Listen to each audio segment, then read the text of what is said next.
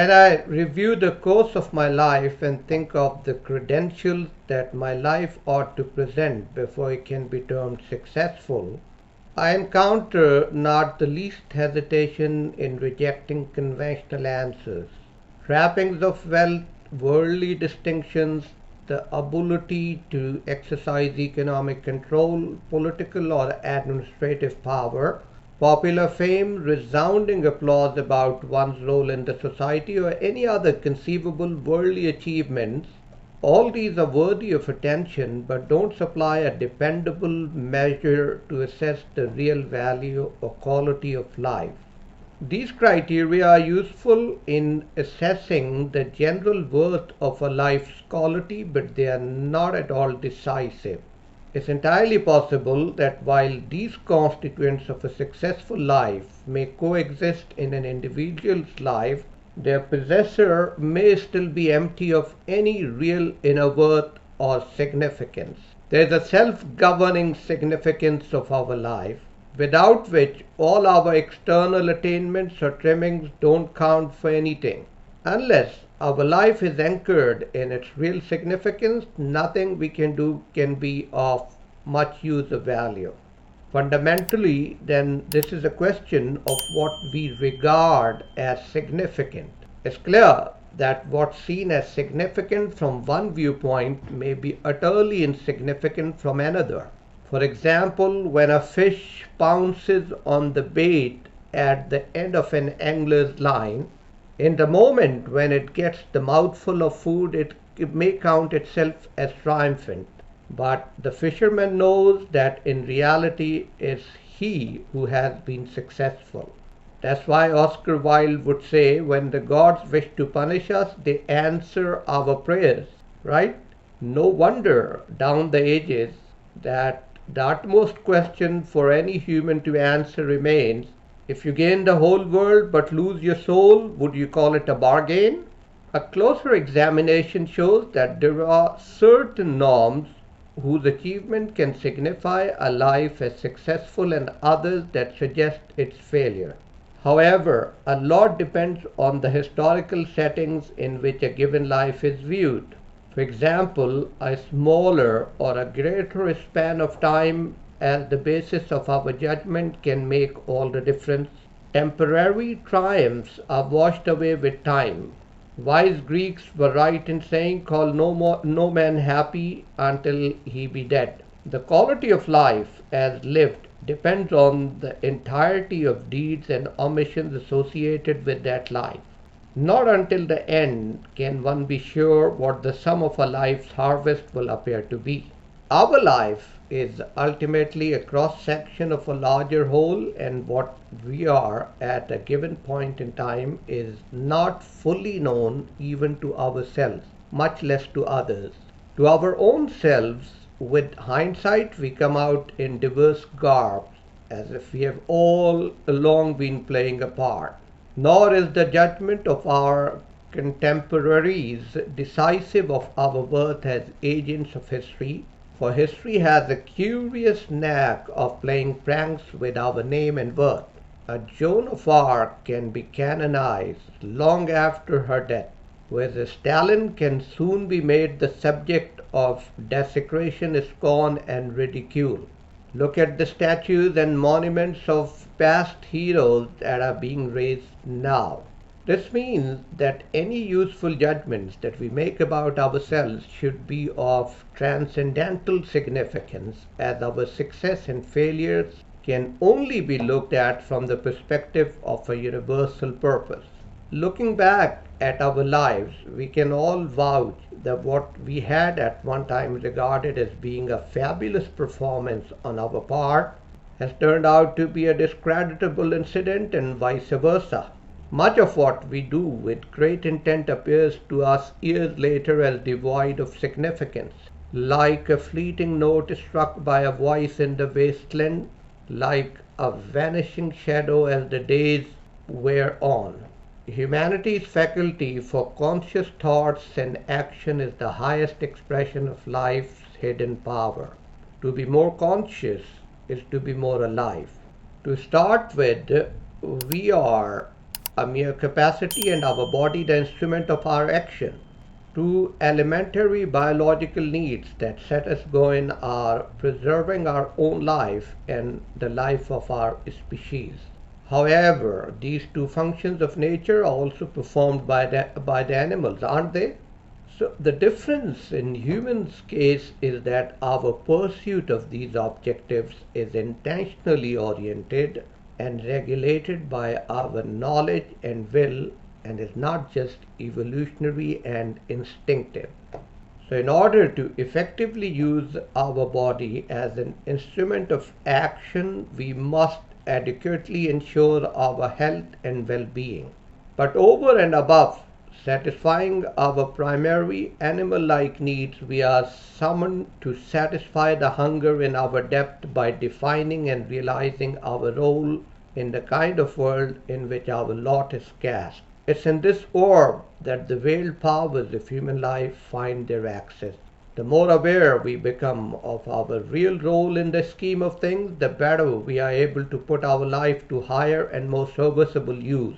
For this, we must rouse ourselves from our inbred life of sleep and determinedly endeavor to live in the world of objective truth.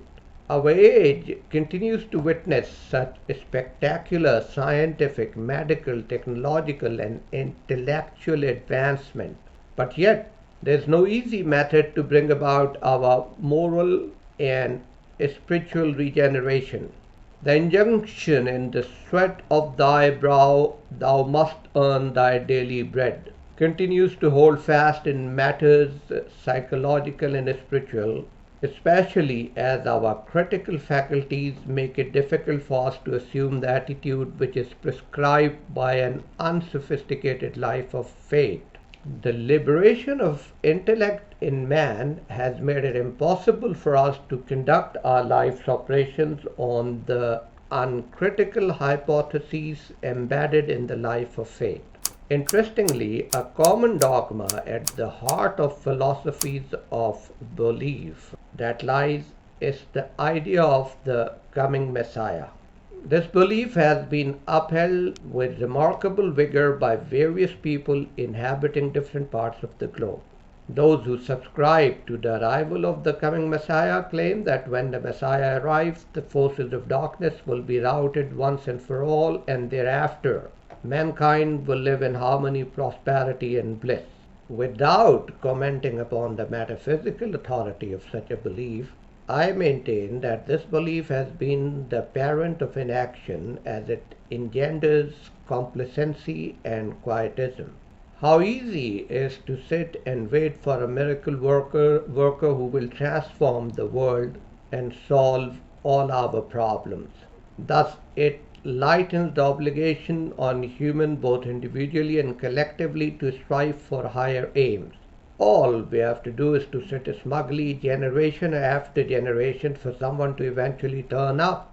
Similarly, the problem of salvation in our life is unlikely to be satisfactorily solved by someone turning up to ensure our deliverance.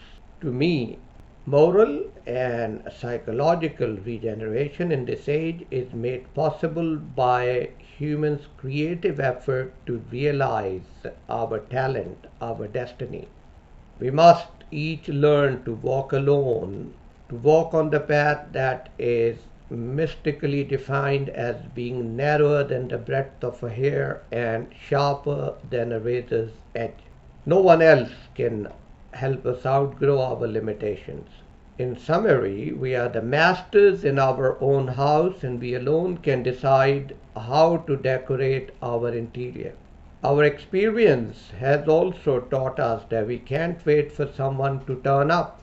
The problem with us is not that we don't know the way, but that we often lack the will to follow it.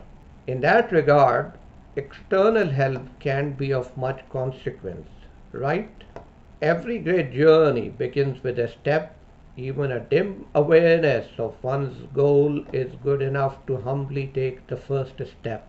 Nobody ever stops traveling for want of seeing the whole path to the destination. We keep seeing further as we progress. This reminds me of Pascal's contention Tu ne me chercherais pas si tu ne me possédais. You would not look for me if you did not possess me already. Almost everyday life confronts us with complicated situations. Although we have no difficulty in recognizing the right course in each case, we often don't have the moral and emotional courage to follow that path. Surely, in such cases, any external help is of little import. It's ours to learn to choose the right course of conduct and abide by our choice. The ability to follow the voice of our inner overseer cultivates in us the courage to do the right thing as we go along. For each period of our life, a certain type of response is required. No process can be accelerated beyond its appropriate destiny. Energy of effort, good soil, excellent seeds, adequate water, and abundant sun all combine to great effect, but we still have to wait for the ripening season to be able to produce. Similarly, the role of a young man, for example, can't be fulfilled by a child. Hence, the principles of patience and perseverance are taught by all convictions. Also, the time at our disposal is short, being incessantly skied by the pitiless hand of the reaper, and its outlay is irretrievable.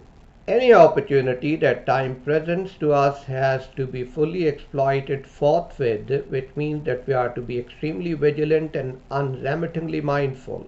Never underestimate yourself. History shows us that the forces that improve society are unleashed by liberated individuals acting in isolation.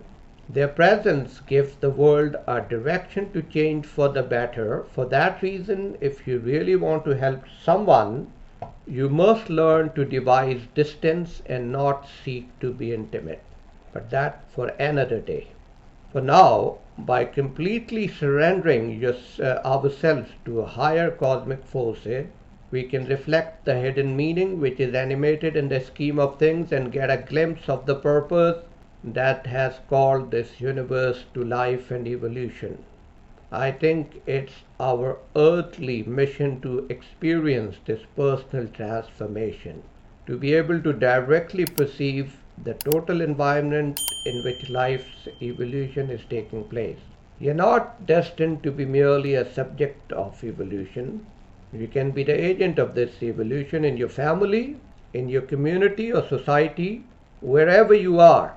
And the fulfillment of that capacity to engineer change for better in whatever little way, in whatever surroundings, to leave the place in better shape wherever your life passes, is the success in life.